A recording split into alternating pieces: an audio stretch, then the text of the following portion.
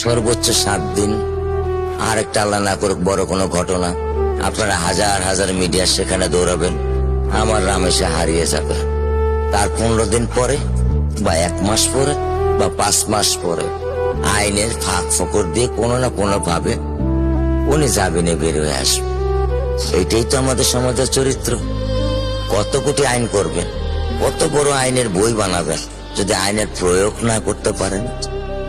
ওর জীবনে এমন কোন চাওয়া নাই যেটা আমি পূরণ করি নাই। পরশুদিন বলছে, বাবা আমার একটা বোরকা কিনে দাও। আমি সাথে সাথে মিনি মার্কেট থেকে আমি 1000 টাকা দিয়ে আমার মেয়েকে বোরকা এনে দিচ্ছি।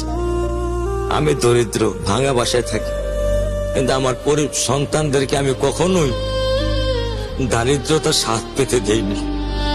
আমার স্যান্ডেলটা দেখেন 3 বছর পুরাতন ছেঁড়া, কিন্তু আমি আমার স্যান্ডেলটা পাল্টাই না, সেলাই করে নেই। কিন্তু আমার বাচ্চাদেরকে আমি কষ্ট পেতে দেই না। শুধু একবার বলছে, বাবা লেসে খাবো। আমি 1 মিনিটও দেরি করিনি, 1 মিনিটও আমি দেরি করিনি।